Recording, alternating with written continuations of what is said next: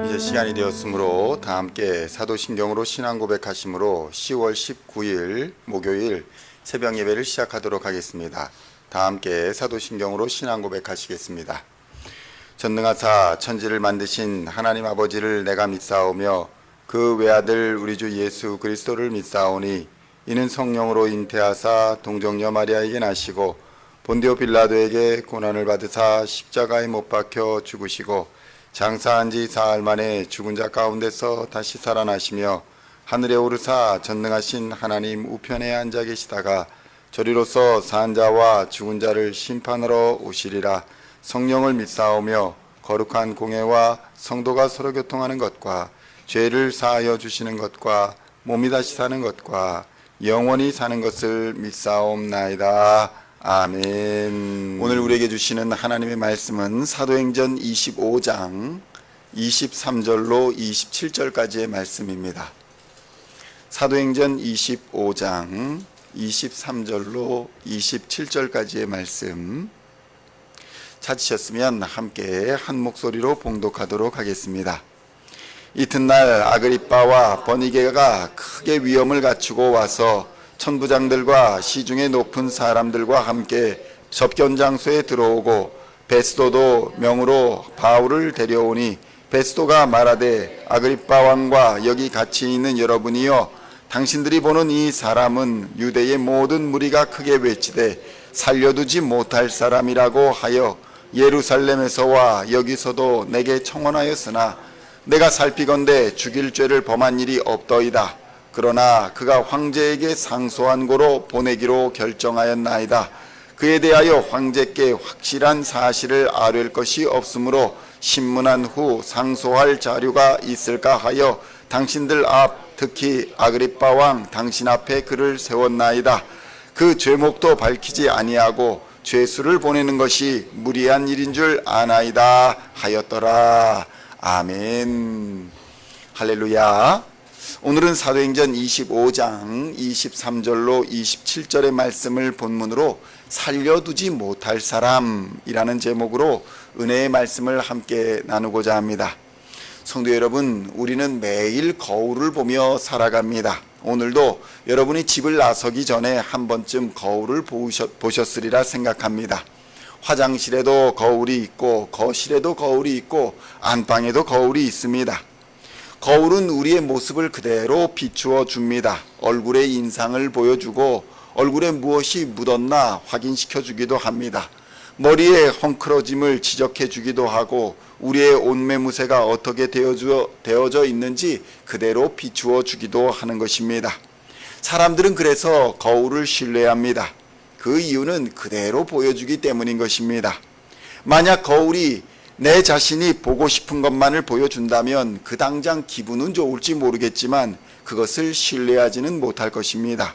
성도 여러분, 성경은 우리의 모습을 그대로 비추어주는, 우리의 모습이 현재 어떠한지를 비추어주는 거울과 같습니다. 매일 우리는 말씀에 비추어 우리 자신을 비추어 보며 정직하게 하나님 앞에 서고자 노력합니다. 거울을 보지 아니하고 집을 나섰다가 낭패를 당할 수 있는 것처럼 하루하루를 하나님의 말씀에 자신을 비추어 보지 않고 시작한다면 낭패를 당할 것은 자명한 일인 것입니다. 그런데 이런 거울과 같은 하나님의 말씀을 왜곡해서 자기 마음대로 해석해서 보는 사람들이 있었습니다. 바로 유대인들이 그들입니다. 그들은 하나님의 말씀에 자신을 비추어 보았습니다. 그런데 그대로 보지 않았던 것입니다. 왜곡해서 보았습니다. 그들은 하나님의 말씀을 거울로 사용한 것이 아니라 잣대로 사용했습니다. 잣대로 사용하여서 다른 사람들을 정죄하는 도구로 사용한 것입니다. 그렇게 말씀을 사용하여서 바울에게 잣대를 들이대 보니 도저히 바울은 살려두지 못할 사람으로 보였던 것입니다. 사도행전 25장 24절로 25절의 말씀 함께 봉독하겠습니다. 베스도가 말하되 아그리빠 왕과 여기 같이 있는 여러분이여 당신들이 보는 이 사람은 유대의 모든 무리가 크게 외치되 살려두지 못할 사람이라고 하여 예루살렘에서와 여기서도 내게 청원하였으나 내가 살피건대 죽일 죄를 범한 일이 없더이다. 그러나 그가 황제에게 상소한 고로 보내기로 결정하였나이다. 성도 여러분, 유대인들은 바울을 보면서 도저히 이 사람은 살려두지 못할 사람이다, 그러니 죽여야 한다 라고 로마인들에게 상소를 한 것입니다. 그런데 오히려 이방 사람들인 로마인들에게는 도무지 바울에게서는 죽일 죄를 찾지 못하겠더라라는 고백이 나왔던 것입니다. 성도 여러분, 교회에서도 이런 일이 비일비재하게 일어납니다.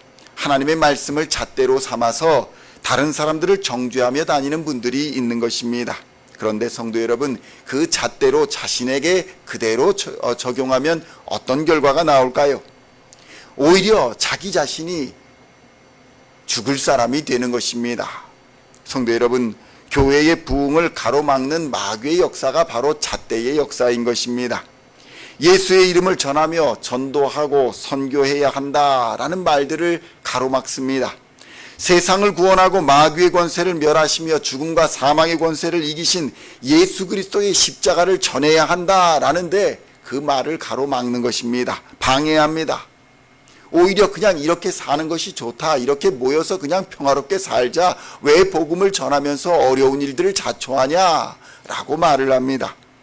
성도 여러분, 우리 교회는 40년의 세월 40주년을 기념하는 그런 예배를 앞두고 있습니다. 그런데 성도 여러분, 중요한 것은 40이라는 숫자가 아닙니다. 기념한다라는 그 행사도 아닙니다. 중요한 것은 예배입니다. 그런데 이 예배의 본질을 잃어버리고 40주년이니까 대단하게 해야 한다, 기념이니까 뭔가 다른 사람에게 보여야 한다, 이런 마음을 가지게 되면 분열과 분쟁과 다툼이 일어나게 되는 것입니다. 성도 여러분, 먼저 하나님 앞에 예배자로 서시기를 우리 주님의 이름으로 축원드립니다. 중요한 것은 예배입니다. 예배가 살아있어야 하나님이 기뻐하시는 교회가 되고, 예배가 살아있어야 성도가 행복한 교회가 되는 것입니다. 40년의 역사가 뭐 그리 대단하겠습니까? 유럽을 한번 보십시오. 수백 년이 넘는 교회들이 있습니다. 그런데 그 교회가 현재 어떻게 사용되고 있습니까? 나이트클럽이 되고 식당이 되고 카페가 되었습니다. 성도 여러분, 예배를 드리지 않는 공동체는 다 망하는 길로 가는 것입니다. 40주년 기념 예배의 핵심은 예배입니다. 영과 진리로 예배를 드리는 것입니다. 그리고 이제 우리가 남은 생애를 어떤 예배자로 살아갈까 다짐하는 자리여야 하는 것입니다. 그런데 이방인들이 바라보는 시각은 어떻습니까? 행사가 중요하고 역사가 중요하고 보이는 사람이 중요하고 접대가 중요합니다. 아그리빠와 베스도도 그랬습니다. 그래서 자신의 내면이 중요한 것이 아니라 외모가 중요했기 때문에 거창하게 꾸미고 사람들 앞에 나왔습니다. 그런데 유대인들도 마찬가지였습니다. 체면이 중요했고 명예가 중요했고 권세가 중요했던 것입니다. 사도행전 25장 23절의 말씀 함께 봉독하겠습니다. 이튿날 아그리빠와 버니게가 크게 위엄을 갖추고 와서 천부장들과 시중의 높은 사람들과 함께 접견 장소에 들어오고 베스도의 명으로 바울을 데려오니.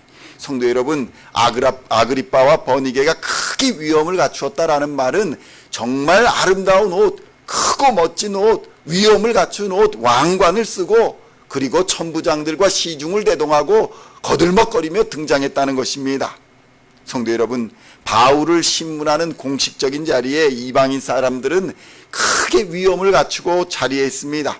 의복을 단정히 하고 다른 사람의 눈에 자신이 어떻게 비추일까를 고민하면서 주변 사람들의 도움을 받아 옷을 입었을 것입니다. 그리고 세상 사람들의 눈에는 대단한 사람으로 비추어졌을 것입니다. 그러나 그 안의 속사람은 어떠합니까? 하나님의 거울에 그들 자신을 비추어 보면 어떤 일이 일어나겠습니까? 죄의 종노릇하며 마귀의 자식으로 온갖 죄와 악함으로 가득한 더러운 자신의 본질을 보게 되지 않겠습니까? 성도 여러분, 하나님의 말씀은 거울입니다. 자신을 비추어 보아 죄를 회개하고 깨끗하게 씻으라는 그것을 보여주는 거울인 것입니다. 그런데 성도 여러분, 거울은 그 죄를 비추어 볼 수 있으나 그 악함을 비추어 보여줄 수 있지만 그 더러운 죄, 악을 씻는 것은 거울이 아니라 예수 그리스도의 보혈의 피라는 사실을 우리는 깨달아야 합니다. 거울을 보며 우리의 더러움을 가릴 수는 있습니다. 명예나 권세, 재물로 그 더러움을 잠시 가리고 세상의 눈을 속일 수는 있습니다. 교회 생활을 하면서 그렇게 자신을 가리고 사는 사람들도 분명히 있습니다.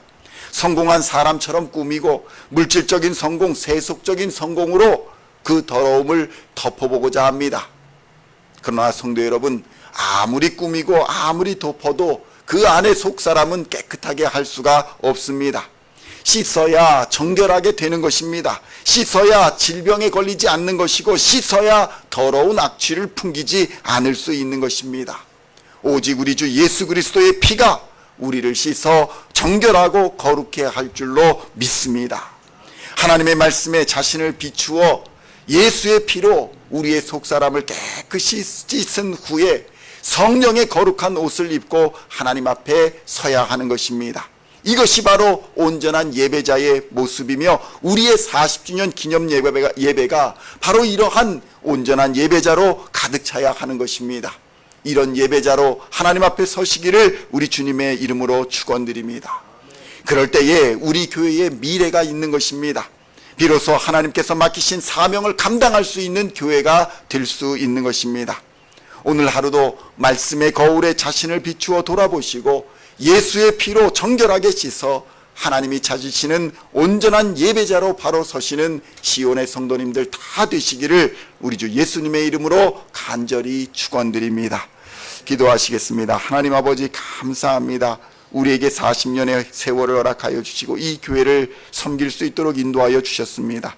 그러나 그 많은 세월 우리가 정말 하나님 앞에서 진정한 예배자로, 영과 진리로 예배하는 예배자로 서 있었는지, 하나님께서 우리에게 맡기신 사명 감당하는 자로 서 있었는지 돌아보게 됩니다.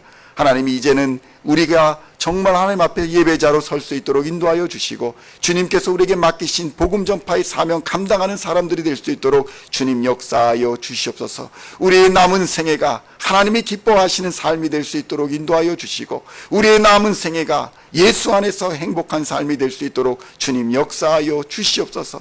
말씀의 거울에 아무리 자신을 비추어 보아도 예수의 피로 씻지 못하면 정결하게 될 수 없다는 사실을 이 시간 깨닫고, 예수의 피로 정결하게 되어 하나님의 거룩한 성결의 옷을 입고 하나님의 임재의 보좌 앞에 설 수 있도록 주님 인도하여 주시옵소서.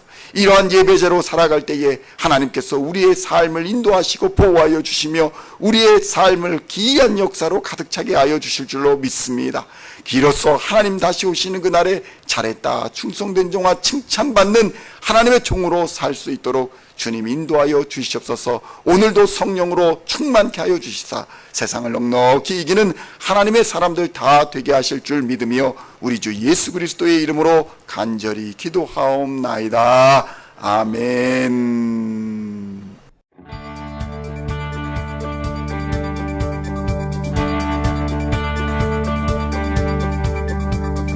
Singing songs of thy praise, we are coming to you, dancing before